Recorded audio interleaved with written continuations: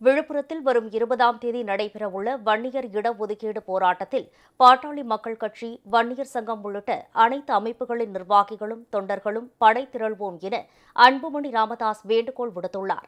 திமுகவின் துரோகத்தை தோலுரித்து காட்டி நமக்கான சமூக நீதியை வென்றெடுப்போம் என்றும் அன்புமணி ராமதாஸ் அழைப்பு விடுத்துள்ளார்.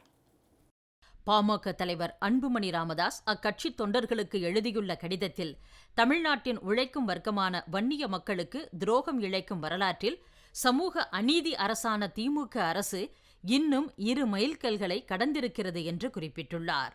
முதலாவதாக, வன்னியர்களுக்கு உள் இடஒதுக்கீடு வழங்க வேண்டும் என்று உச்சநீதிமன்றம் ஆணையிட்டு இன்றுடன் 1200 நாட்களாகும் நிலையில் இதுவரை அதை நிறைவேற்றவில்லை. இரண்டாவதாக, வன்னியர் இடஒதுக்கீடு குறித்து பரிந்துரைக்க தமிழ்நாடு பிற்படுத்தப்பட்டோர் ஆணையத்திற்கு வழங்கப்பட்ட 30 மாத கெடு நிறைவடைந்துவிட்ட நிலையில் ஆணையத்திடமிருந்து அறிக்கை பெறுவதற்கு பதிலாக கால நீட்டிப்பு வழங்கி துரோகம் செய்திருக்கிறது. வன்னியர்களுக்கான இடஒதுக்கீடு என்பது அவர்களுக்கு வழங்கப்படும் சலுகை அல்ல. சமூக நீதி சார்ந்த இந்த விஷயத்தில் திமுக அரசு இந்த அளவுக்கு தயக்கம் காட்டுவதற்கு, வன்னியர் இடஒதுக்கீடு என்பது திமுகவின் குடும்ப சொத்தும் அல்ல, அது வன்னியர்களின் உரிமை. தமிழ்நாட்டில் வாழும் அனைத்து சமூகங்களுக்கும் அவர்களின் சமூக பின்தங்கிய நிலை, மக்கள் தொகை ஆகியவற்றின் அடிப்படையில் இடஒதுக்கீடு பெறும் உரிமையை இந்திய அரசியலமைப்பு சட்டம் வழங்கியுள்ளது. நாம் கொண்டாடும் தந்தை பெரியாரும் அண்ணல் அம்பேத்கரும் இதைத்தான் வலியுறுத்தியிருக்கிறார்கள். பெரியாரையும் அம்பேத்கரையும் போற்றுவதாக கூறிக்கொள்ளும் திமுக அவர்களின் சமூக நீதி நோக்கங்களை சிதைக்கும் வகையில்தான் செயல்படும். அவர்களின் சொல்லிற்கும் செயலிற்கும் இடையேயான வேறுபாடு மிகவும் நீண்டது. அதனால்தான் அவர்களை போலி சமூக நீதியாளர்கள் என்று விமர்சித்து வருகிறோம். வன்னியர்களின் சமூக நீதி போராட்டம் என்பது மிகவும் நீண்டது. 1980ஆம் ஆண்டில் மருத்துவர் ராமதாஸ் வன்னியர் சங்கத்தை நிறுவியது முதல் மிக தீவிரமாக தொடங்கிய அந்த போராட்டத்தில் 1 வார தொடர் சாலை மறியல் போராட்டத்தின் போது மட்டும் 21 உயிர்களை பலி கொடுத்தது உள்ளிட்ட ஏராளமான உயிர் தியாகங்களை செய்துதான் முதல் இடஒதுக்கீட்டை வென்றெடுத்தோம். அப்போது வன்னியர்களுக்கு தனி இடஒதுக்கீடு வழங்குவதாக உறுதியளித்த அன்றைய முதலமைச்சர் கலைஞர் கடைசி நிமிடத்தில் 107 சமூகங்களுடன் வன்னியர்களையும் சேர்த்து புதிய பிரிவை உருவாக்கி 20 விழுக்காடு இடஒதுக்கீட்டை வழங்கினார். வன்னியர்கள் போராடி வென்றெடுத்த இடஒதுக்கீட்டில் அவர்களுக்கே பயன் கிடைக்காத நிலையில்தான் கடந்த ஆட்சியில் மருத்துவர் ராமதாஸ் வழிகாட்டுதலில் எனது தலைமையில் களமிறங்கி போராடி 10.5 விழுக்காடு வன்னியர் உள் இடஒதுக்கீட்டை வென்றெடுத்தோம். சமூக நீதிக்கு எதிரானவர்களால் அதற்கு உயர்நீதிமன்றத்தில் முட்டுக்கட்டை போடப்பட்டாலும் அதை அகற்றிய உச்சநீதிமன்றம் வன்னியர்களுக்கு உள் இடஒதுக்கீடு வழங்கலாம் என 31/3/2022 தீர்ப்பளித்தது. ஆனால் அதன்பின் 1200 நாட்கள் ஆகிவிட்ட நிலையில் வன்னியர்களுக்கு இடஒதுக்கீடு வழங்க திமுக அரசுக்கு மனமில்லை. வன்னியர்களுக்கு இடஒதுக்கீடு வழங்க வேண்டியது சட்டத்தின்படியும் தர்மத்தின்படியும் அரசின் கடமை. ஆனால் அந்த கடமையை தட்டி கழிக்க, இல்லை வன்னியர்களின் உரிமையை தட்டி பறிக்க திமுக அரசு நடத்திய நாடகங்கள் அப்பப்பா ஏராளம். வன்னியர்களுக்கு இடஒதுக்கீடு வழங்கலாம் என உச்சநீதிமன்றமே தீர்ப்பளித்துவிட்ட நிலையில் பாட்டாளி மக்கள் கட்சி சார்பில் மருத்துவர் ராமதாஸ் கடிதங்கள் வாயிலாகவும் நான் நேரில் சந்தித்ததன் வாயிலாக அளித்த அழுத்தங்கள் காரணமாக வன்னியர்களுக்கு இடஒதுக்கீடு வழங்க திமுக அரசு ஒப்புக்கொண்டது.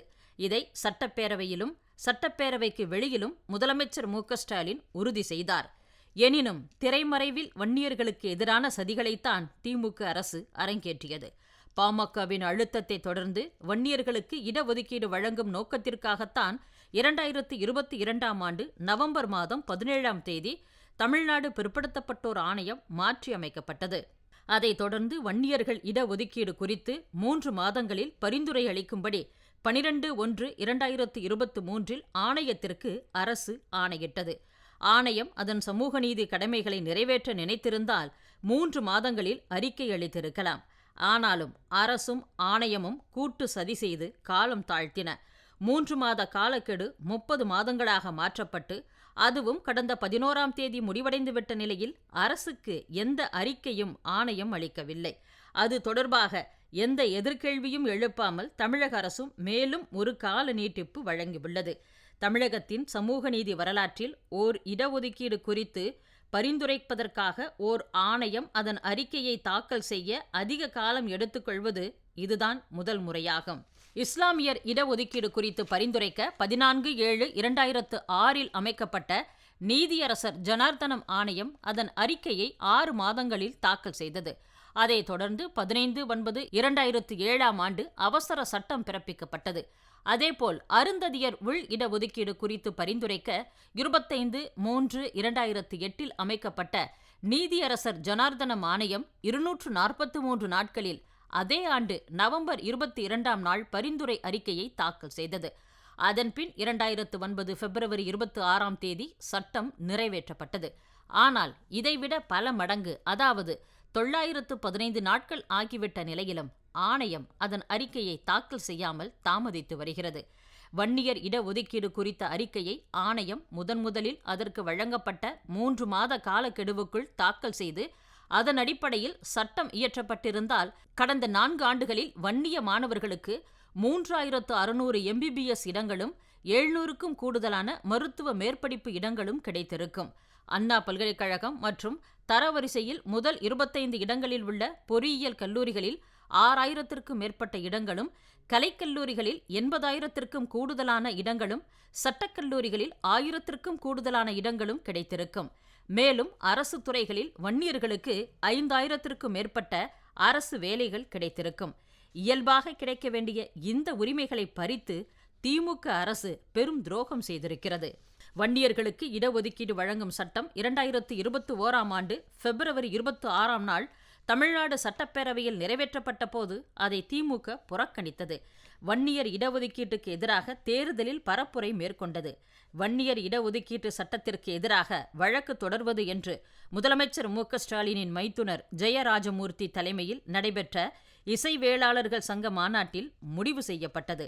சென்னை உயர்நீதிமன்றத்தில் நடைபெற்ற விசாரணையின் போது வன்னியர் இடஒதுக்கீட்டு சட்டத்தை பாதுகாக்க தவறியது, உச்சநீதிமன்றம் ஆணையிட்டு 1200 நாட்களாகியும் வன்னியர் இடஒதுக்கீட்டு சட்டத்தை நிறைவேற்ற மறுப்பது ஆகியவற்றை வைத்து பார்க்கும்போது வன்னியர்கள் மீது மு.க.ஸ்டாலின் தலைமையிலான திமுக அரசு எந்த அளவுக்கு வன்மம் வைத்திருக்கிறது என்பதை தெளிவாக புரிந்து கொள்ள முடிகிறது.